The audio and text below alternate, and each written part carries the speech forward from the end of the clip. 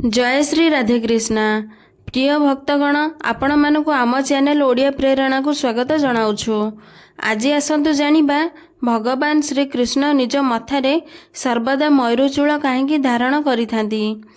प्रभु श्री कृष्णंकर मस्तकरे मंदिरर मूर्ति हेउ किंबा फोटो चित्र रे हेउ मयूरचूल अवश्य देखिबाकू मिलिथाए।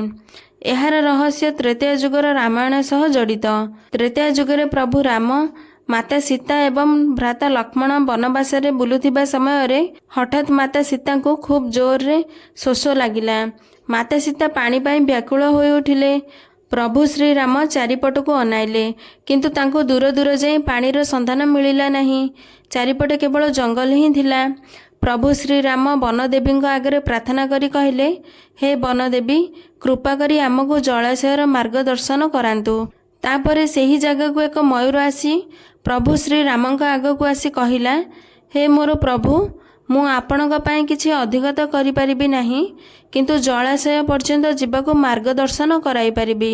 सेथिपई मो द्वारा भूल मध्य होई पारे। जेहेतु मु उड़ी उड़ी जीबी एवं आपण भूमि रे चली चली जीबे, तेणु मार्गदर्शन कराइबारे भूल होई पारे। एहा परे मयूर कहिला, हे प्रभु, मु मोर चूल को गोटिए गोटिए चूल उड़ीबा समय रे तले पकाई उड़ीबी, जहा द्वारा आपण सहजरे माता सीता, भ्राता लक्ष्मण को नहीं जलाशय निकटरे पहुँची पारिबे। जेपरिक मयूरर निजर पर बा चूल केवल एक विशेष ऋतुरे ही बाहरी थाए। जदि मयूर निज इच्छा मुताबक बाध्यतामूलक मयूर चूल काढ़ी थाए, तेबे ताहार मृत्यु होइथाए। सेहीपरि भावे जलाशय पहुँचवा मुहूर्त ही मयूर निजर अंतिम निश्वास नेबा समय रे भगवान श्री राम मयूर को कथा देले जे, तुमे जो आमर तृष्णा मेटाइबा पाई निजर प्राण त्याग करिल, द्वापर युगरे मु भूमि उपरे पड़िथिबा एही मयूर चूल को निज मस्तकरे सजाई लगाइबी।